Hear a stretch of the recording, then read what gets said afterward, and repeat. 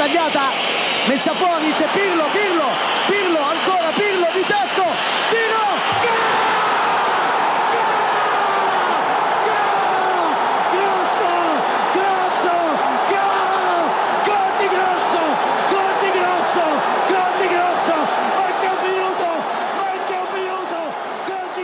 Hello and welcome to this week's AC Milan Talk podcast. I'm your host Sumit Paul, and as always I'm joined by my good friend Jason Brown. Jace, how you doing? I'm good, mate, very good. Good man. Right, JB, that man Gianluigi Donnarumma is still in the headlines as we discussed a farce that has become his contract situation.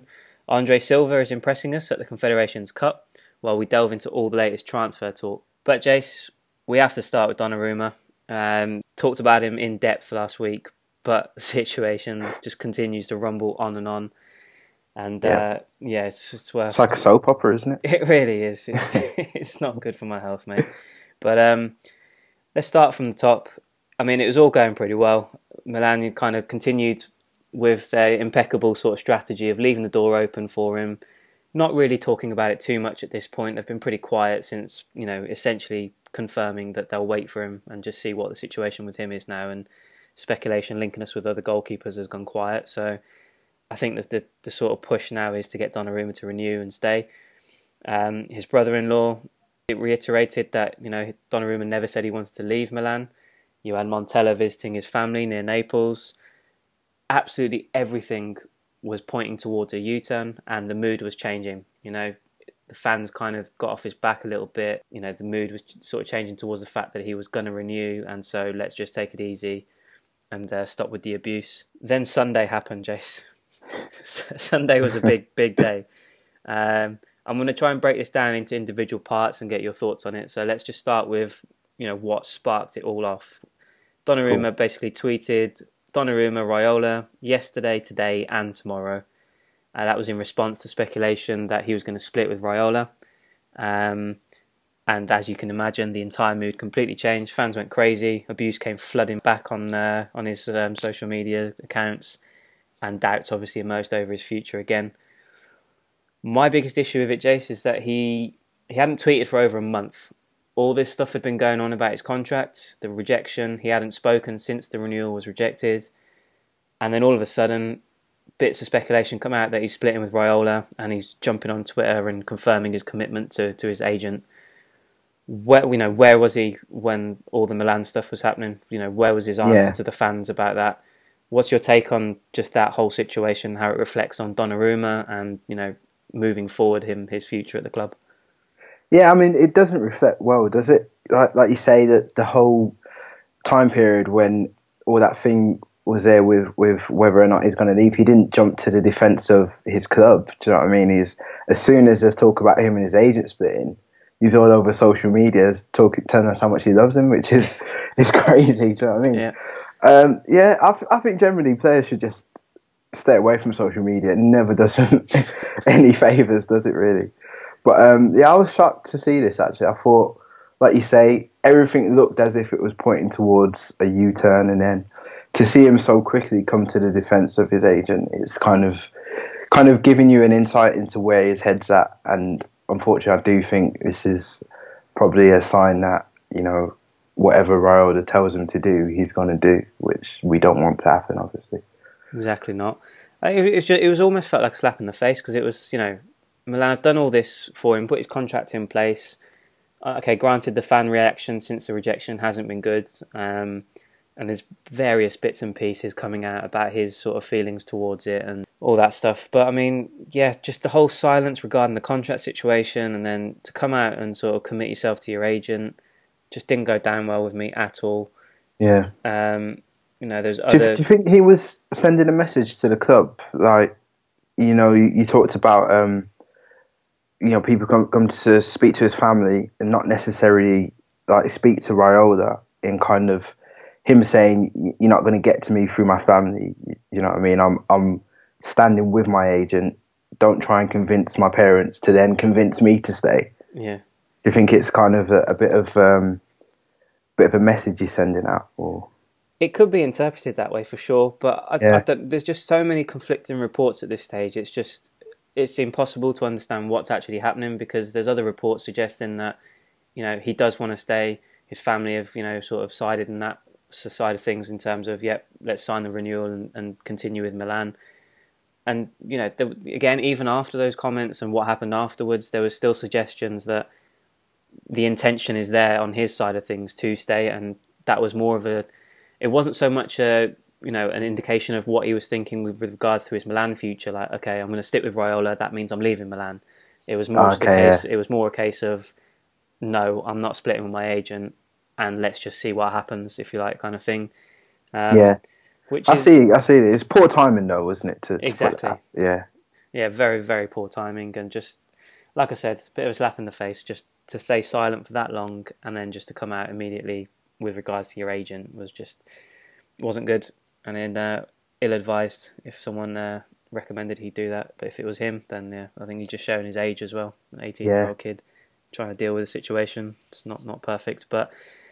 Then came the sort of, admission of love for Milan on Instagram, if you like. He said he's going to speak with his agent and his family and the club after the Under-21s European Championship. Literally within an hour, he then wrote that his Instagram account had been hacked, and he then deactivated his Instagram account. So, all in all, again, I'll get your thoughts on that part of it again, but ultimately what we're left with now is his Twitter account, which remains with the message of support for Raiola. The Instagram account with the message about Milan has gone. And then you've got Raiola clearing things up for us, saying that they'll meet Milan after the European Championship. Again, how does that come across to you in terms of the whole Instagram deleting and hacking accusation? Do you believe it? Do you think there's something not right? Yeah, I don't believe it for 1 second. I mean, it's so easy for everyone to say, "Oh, my Instagram's been hacked." Do you know what I mean? It always seems to be hacked when something's out that they don't want out. Do you know what I mean? But again, it doesn't look good at all. I think, personally, my interpretation of it is, he's put this message out, and then Raiola's got on the phone and told him to take it down, pretty much. And he's listened to him, it seems, but it's sad in a way, because you can see he's obviously torn. Like, he does love Milan, but then I guess he's got people in his ear, probably mainly Raiola, telling him, you can get a better deal somewhere else, and you can see that he's split. But it just all this kind of, it's not good for the fans, is it? Because we read so much into what players do, and you see that message, you're thinking, oh, he's staying, do you know what I mean? And then it's like, for him to come out and say, no, I didn't put that up there, and then delete the whole account. It's like, wow, what is he doing? But it's sad situation. It really is. But then again, the whole thing's just too confusing, because Sky Sport Italia reported shortly afterwards saying that message was genuine. He did mean that, he loves the club, he loves the supporters, and he'll sort his future out after the Euro Championships. But then that's not coming from him, so I don't know what to believe anymore. I need him, and again, it's not going to come until this tournament's over now. He needs to come out publicly, address the situation, address everything that's happened, and just make a decision one way or another. I know we've already had the decision, the rejection, but then you're to-ing and fro-ing for the last 2 weeks. There must be something there to suggest that he's not completely made his mind up yet. He may still be open to staying. So let's just put it out there. As soon as this tournament's over, he's got to come out. Is that the only way that this situation kind of gets cleared up for you? Him himself has got to come out and clear up what's been happening. Yeah, definitely. I mean, this kind of reminds me in a way of when Van Persie left Arsenal, and there was a lot of speculation about what was going to happen, and the media reporting, he sat down with Wenger, or him and his agent spoken, and it wasn't until Van Persie wrote an open letter to the fans saying, I'm leaving and this is why I'm leaving, that we really had clarification. I still, generally, up until that point, everyone was telling me he's going. I was like, nah, he's going to stay. And then, when you hear it from the horse's mouth, there's no denying it. And I think Donnarumma needs to do the same, maybe get back on Twitter or Instagram and write a message, or like open letter or something, just to let the fans know, like, direct from him what he's thinking and what he wants to do. Well, hopefully not with any backtracking with hacking accusations afterwards. But no, very true. That's again, Italy versus Spain in the semi-finals on Tuesday night, and then the finals on Friday. So not expecting an answer this week, I don't think, but we'll have to see how long it drags on for. Just kind of changing the discussion slightly now, just how do you think Milan should deal with this moving forward now? Do you see his relationship with the club is kind of, the damage is irreparable, or does he have a future there? Because we spoke about it last week. I think ultimately from the club's perspective now, you've got to get him to sign that renewal, whether it's him committing his future and saying, let's put everything aside, everything in the past. I love the club, I want to stay, I want to be part of this new project.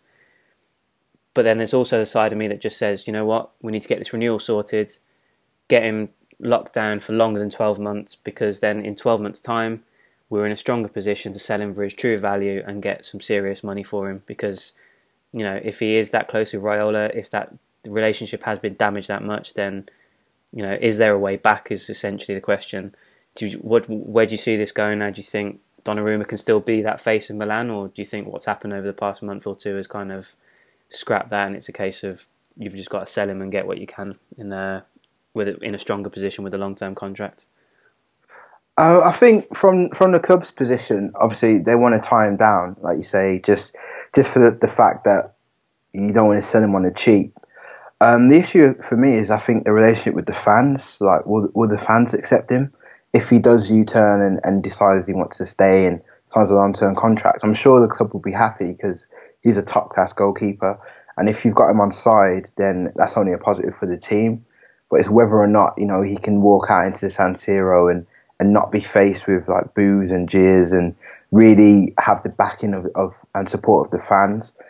That's going to be the hardest thing for me. I think that he has to try and turn everyone around, especially with all the tweeting and the Instagramming. It's kind of like we talked about. It's messing with fans' emotions, and that fans hold grudges.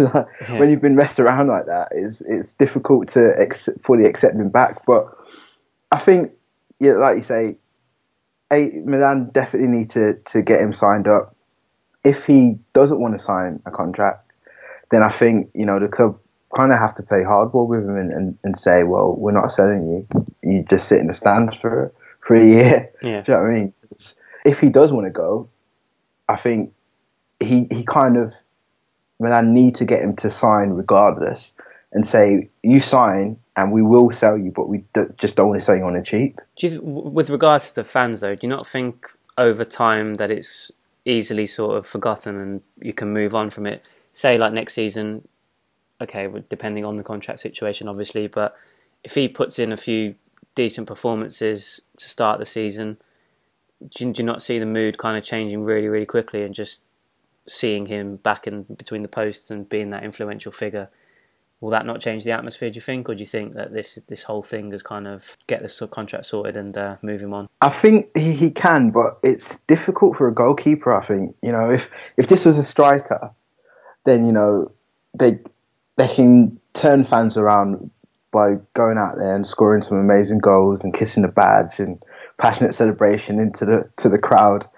Like, a goalkeeper can't really do that. Yeah. Do you know what I mean? I guess he could put in some decent performances, maybe try and pull off some good saves, but pulling off good saves isn't really down to him. It depends on whether or not he's been tested. Do you know what I mean? So I think it's going to be a bit more difficult for him to kind of have those high emotional moments on a pitch, whereas, like I mentioned, a striker or like an attacking midfielder or something like that, or even a defender with a few hard crunching tackles.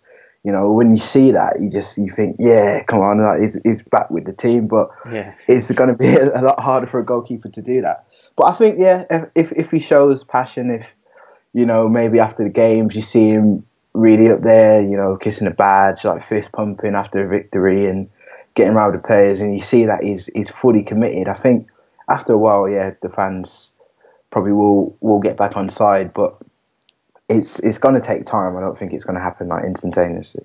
Very true. But Jace, we've seen him kiss that badge before. Look where we are. So I'm not sure about that. And then just finally on Donnarumma, with regards to Raiola, I think, remember last week I put that poll out to kind of get the feeling whether people would accept Donnarumma back, or would it be a case of only if Raiola goes. I think that kind of now is a non-argument based on that tweet. He's obviously not going to be changing his agent anytime soon. Does this situation still work with Raiola in the middle? Because, again, I'll go back to it. Fasone and Mirabelli have been absolutely professional and brilliant throughout this whole thing. Can they continue to work with Raiola with regards to Donnarumma's extension?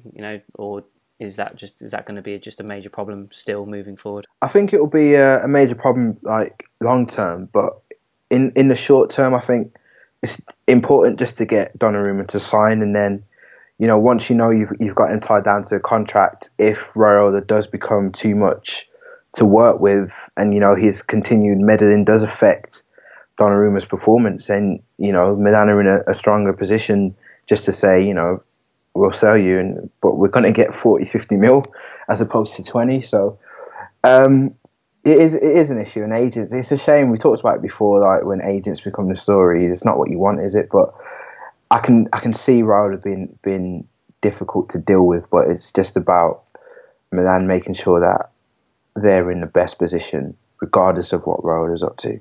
Yeah, absolutely. Well, fingers crossed now. I think, like I said, end of this week, we get some sort of indication from Donnarumma himself as to what's happening and what he wants to do, and then take it from there. Ideal situation, get him renewed. If he's ready to commit, he's happy, good.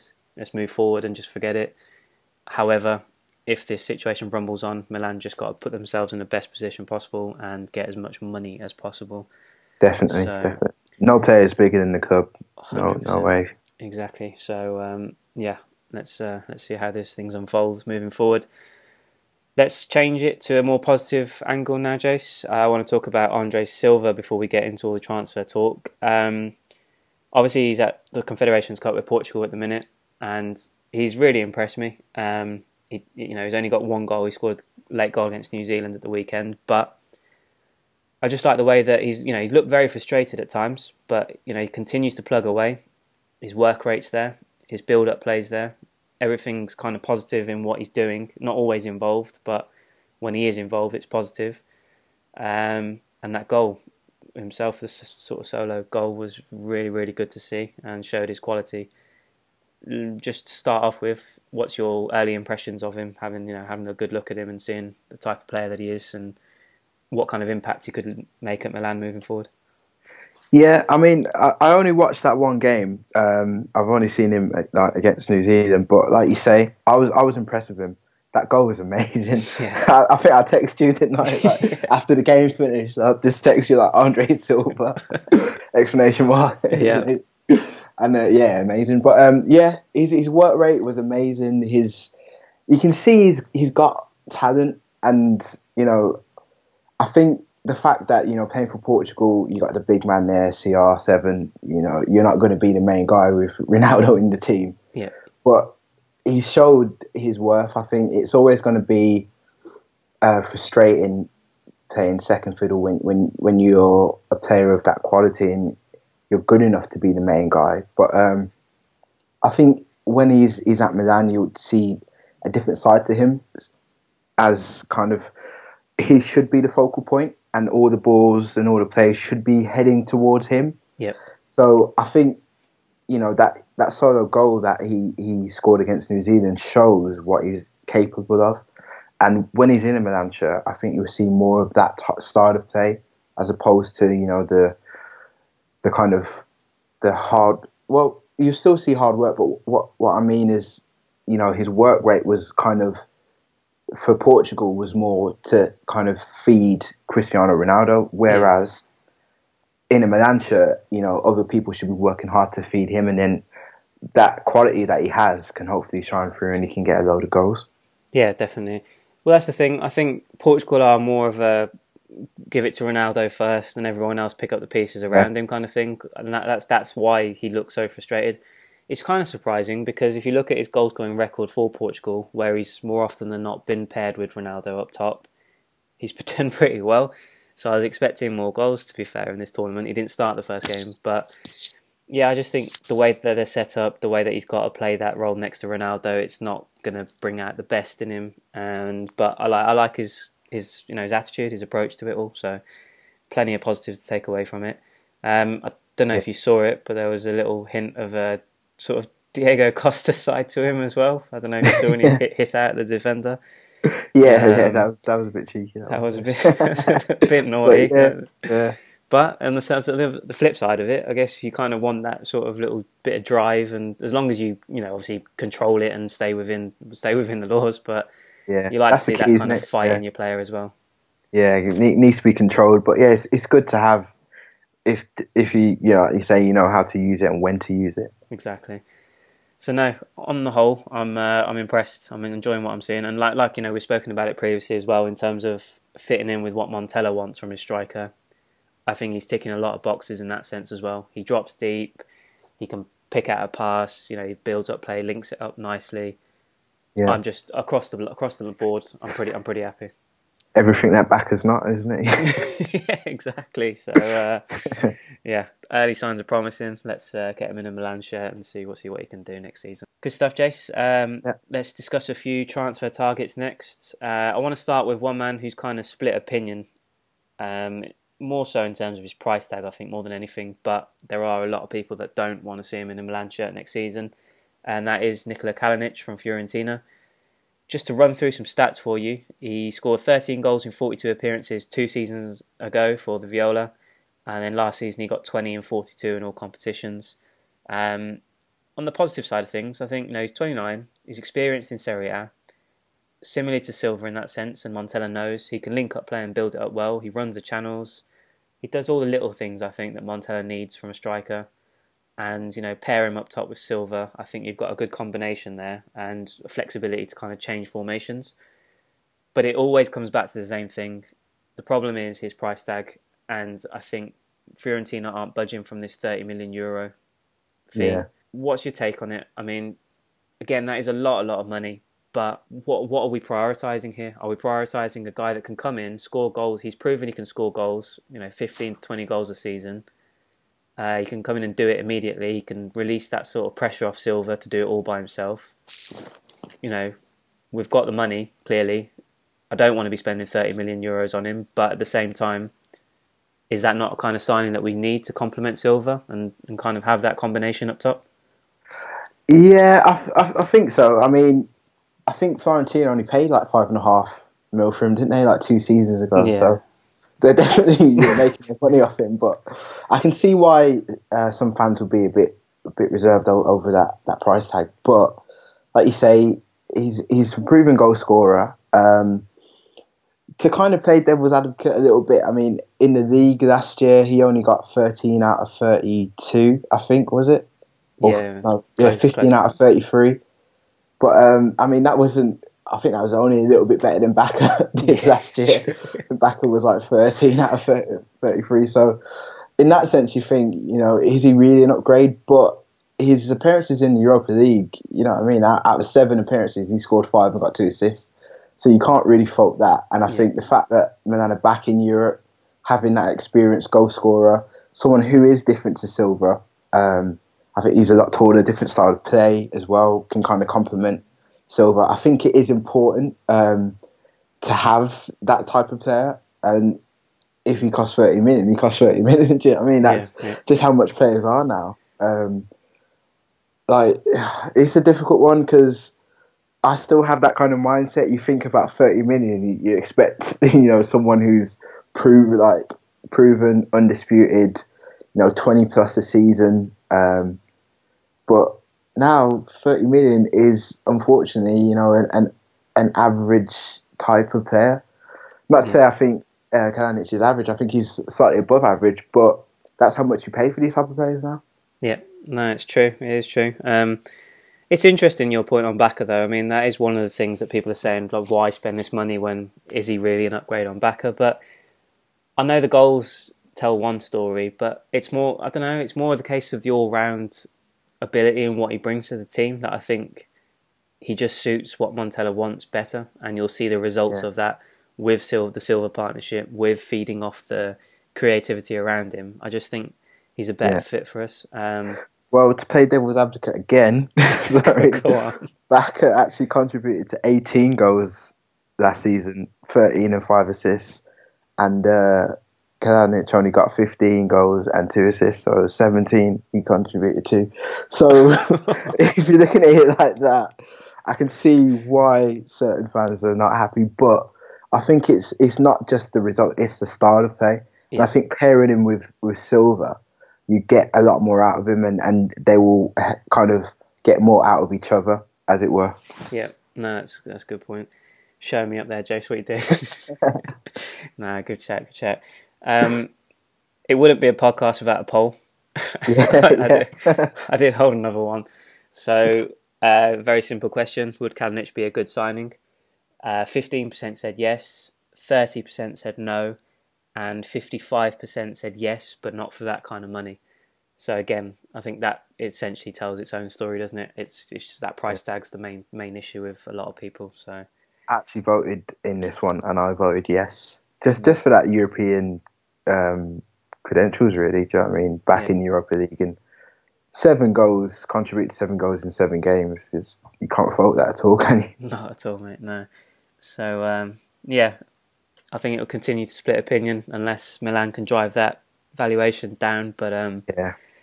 Well, I mean, just gone through the takeover, got a lot of money to spend. You're gonna expect, like we kind of talked about this, like teams might be thinking, oh, we can milk a little bit more out of Milan. Yeah. So I can see why fans are unhappy, but like I say, I think that's just how much you're gonna have to pay for players now. Yeah, no, it's fair.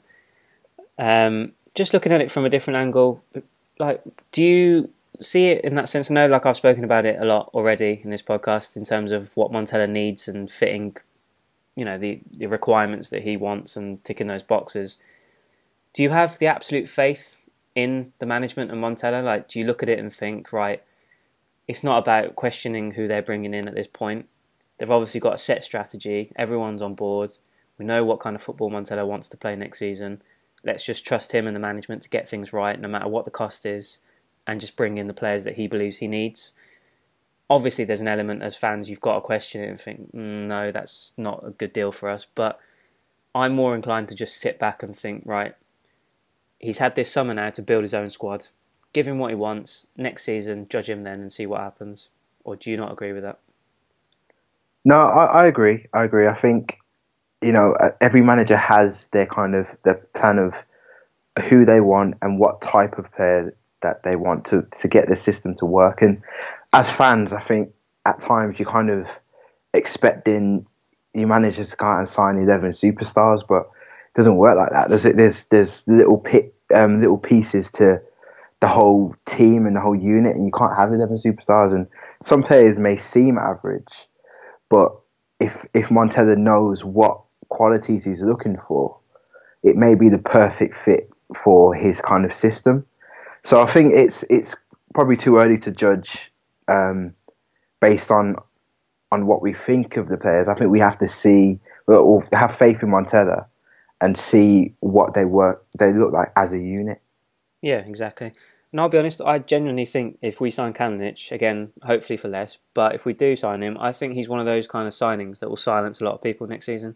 I think, like you said there, the Europa League record, but just in general, I think 15, 20 plus goals next year, if he does sign for Milan in our system, and people will be looking at him thinking, okay, actually, I understand now. We got top 3, top 4.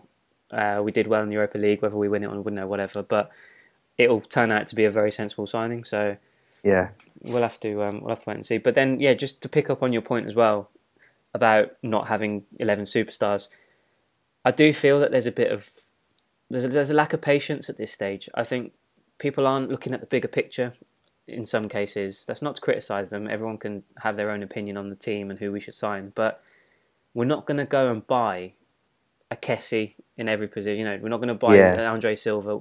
There is a budget. This isn't just some sort of absolute massive transfer kitty that we can just spend as much as we want. Montella's got to be sensible. The management have got to be sensible. And we do have to bring in, like I said, I wouldn't be so harsh to call them average players, but not those sort of young superstar level players. We've got to have a mix and a balance, I think, and it's important to strike that balance now.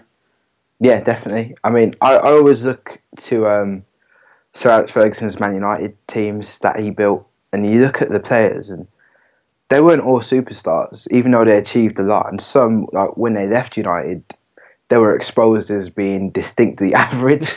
But it was how they were used in the system, and sometimes it's from a manager's standpoint, it's kind of better to have an average player, I think, in terms of they won't have the ego and they'll do as they're told, Yeah. in a sense, you know what I mean?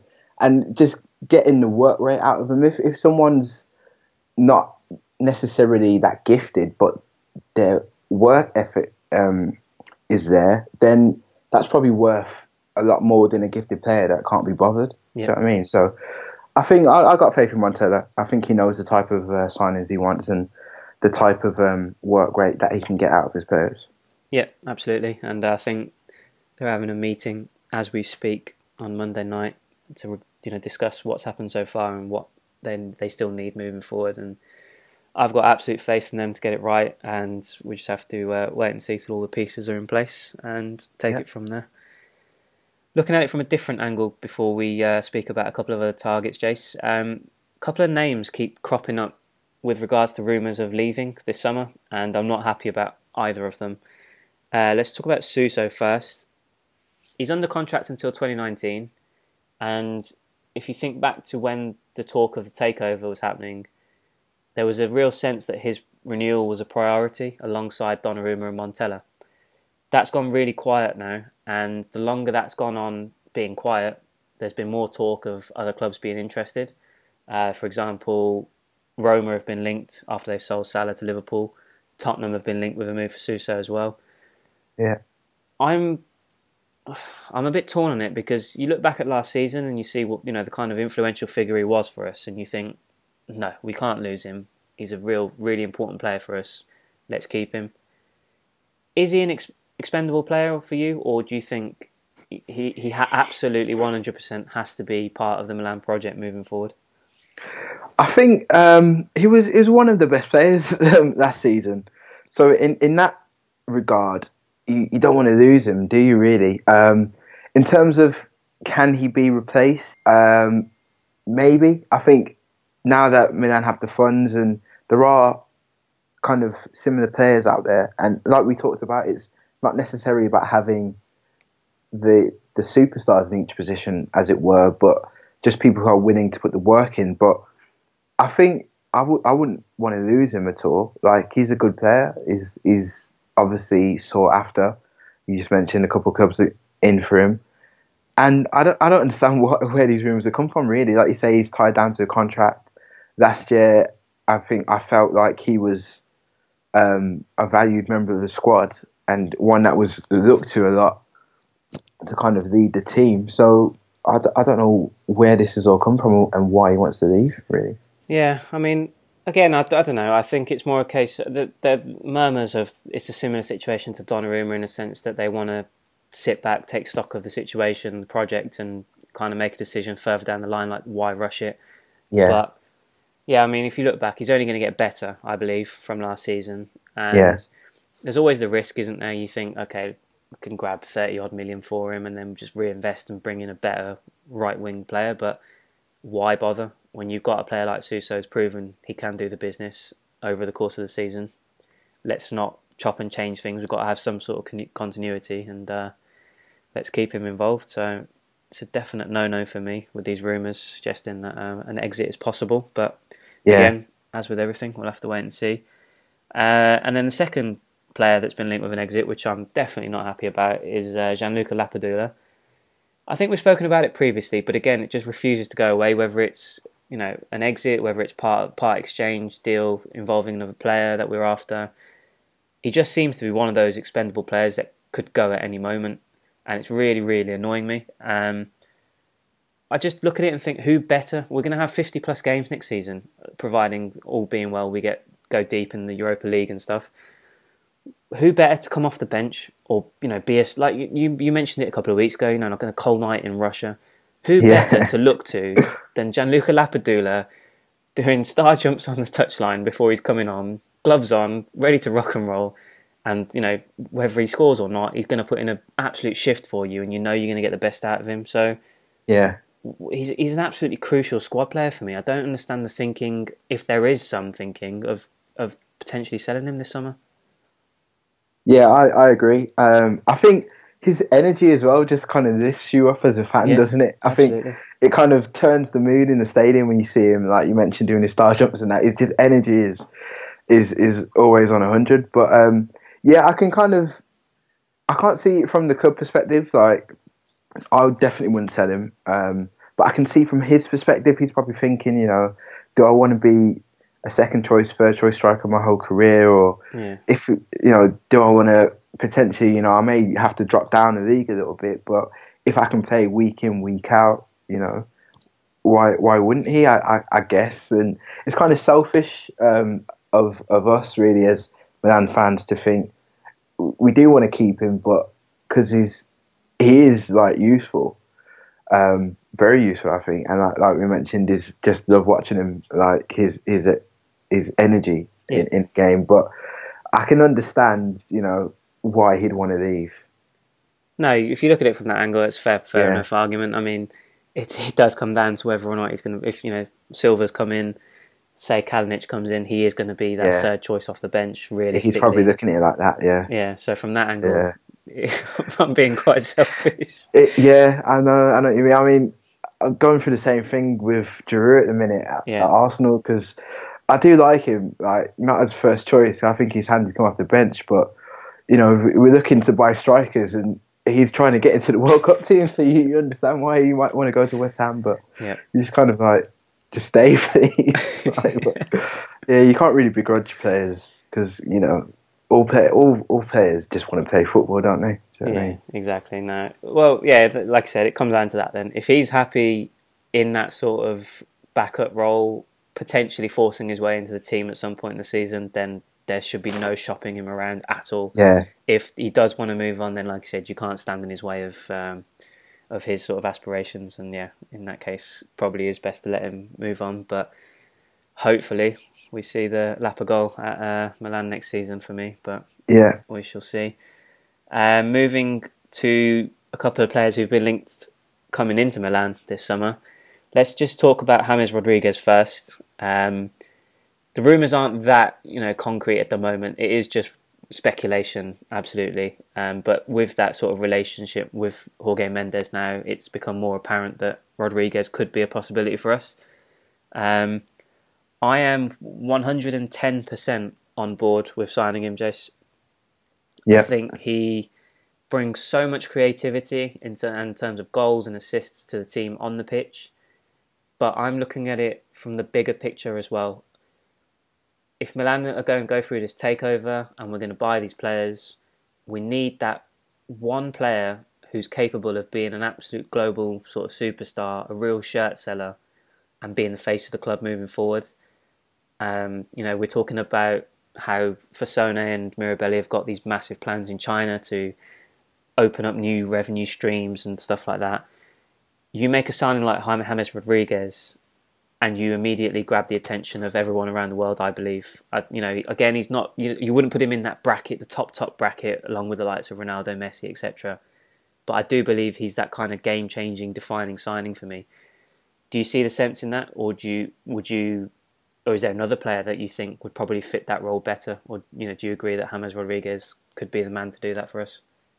No, I agree 100%. I think the fact that it is kind of apparent that he will be leaving Madrid, in terms of players that are realistic, can be realistically gotten this summer, I think he's probably one of the top in terms of big name, someone who's going to do well for the team, and like you mentioned there, has the ability to sell shirts.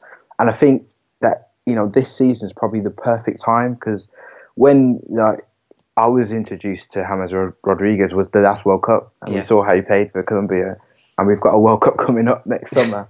And you think, if he is in the Milan shirt and then he does what he did at this World Cup again, you know what I mean? His name's just going to be out there again in a big way, but this time he'll be playing for Milan. Do you know what I mean? Yeah. So I think it's perfect. Would be great. I'm a bit jealous really, because I would have him at Arsenal as well. But I think it'll be a good purchase for Milan. I've even read about possibly taking him on a season-long loan and seeing how that goes, which would be less of a risk, I think. But you still got a player there who He's probably hungry to impress. He hasn't really had many opportunities at Madrid. So for him to be back at a top European side, back playing European football, and as well, like we mentioned, the World Cup next summer, I think he'll be eager to impress, and it could work out well for both parties. Yeah, that's it for me. I think he'd thrive off that prominent role at Milan. I think he'd be a central figure in that sort of playmaker position. And you've seen, like you mentioned, at the World Cup, you've seen what he can do when he's got the confidence and the faith of the manager, and he's got that leading role. So for me, it's win-win, as long as, like you said, and especially if we can work out some sort of deal, whether it's a loan with an obligation to buy. I don't see how we lose in this situation. So for me, all the little pieces as well, with Conte and Bilia maybe and a couple of other people coming in, great. But I think if you ask me now who I want that final marquee signing to be, it's James Rodriguez all day for me. But again, we shall see whether or not he does arrive or not. And then one man who was linked with a move to Milan today came out of the blue. Don't know, where it came from. It's the first time I've heard him linked with it. And by the way, I've done my research to kind of make sure I pronounce this right. Hakan Çalhanoğlu from Bayer Leverkusen. Yeah. He's known as a set-piece specialist, and we've all seen his free kicks on YouTube. But the thing that I wanted to kind of gain was a better idea of him as a player. I can only recall a performance for Turkey against England prior to Euro 2016 last year.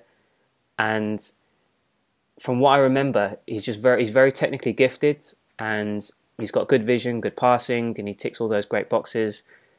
And he almost strikes me as another ideal sort of Montella signing. If, looking back on what Montella did at Fiorentina, he had all these very technically gifted players, all comfortable on the ball.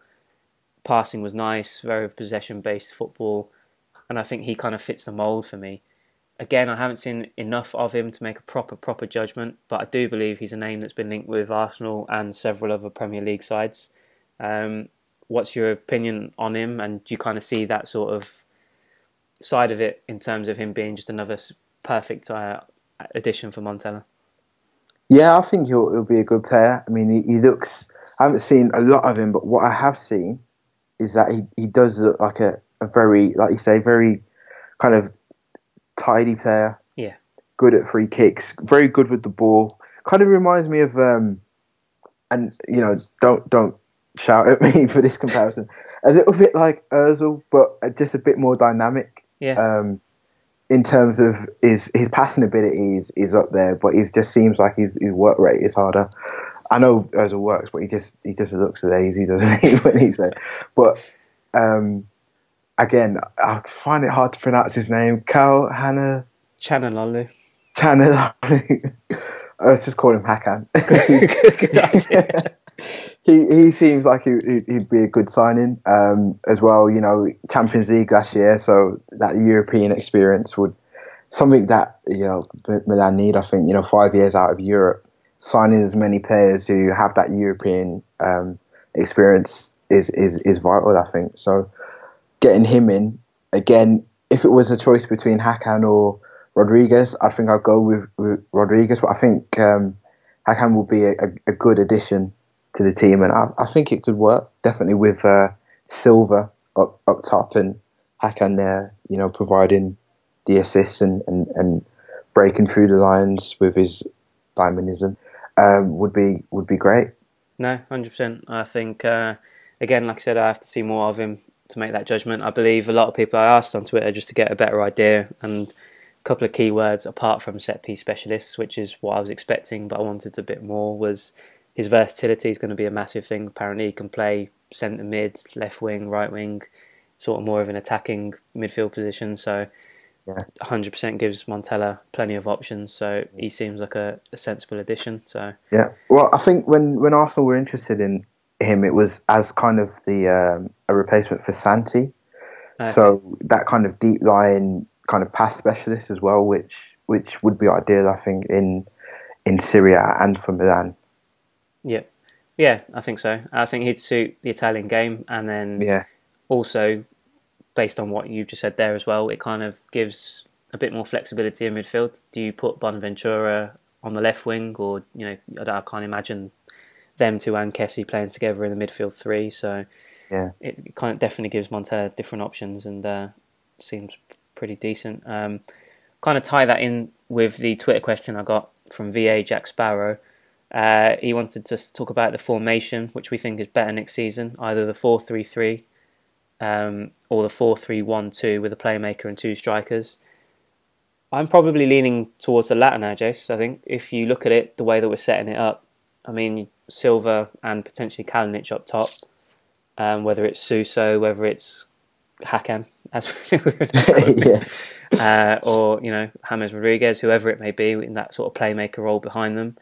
Then you've got your likes of Kessie in midfield to kind of hold things down and be that defensive rock. And then, of course, you've got Rodriguez and Conte potentially at wing-back to kind of bomb forward and be those presence out wide to offer width. I know we stuck with the 4-3-3 almost religiously last season with Montella. He did enjoy that formation, but do you think there's a potential there to switch over to the different formation, especially with the sort of calibre and the versatility that the players that we're bringing in? They kind of offer those different options, don't they? To even in game, you can change it up depending, looking at the individuals in question. Montella's got that flexibility to change it midway through a game as well. Yeah, definitely. I think with the Silva signing, and if the Kalinic signing does happen, having those two up top, and then with Silva's work rate that we mentioned and his ability and willingness to drop deep, I think you can play with the two up top, and then when you need to, you have Silva coming in, picking up the ball from deep, and then driving with that pace, and just the midfield or the three and then the two, potentially dropping back into a five when needed. So you've got those options there. I think I would tend to go with that formation.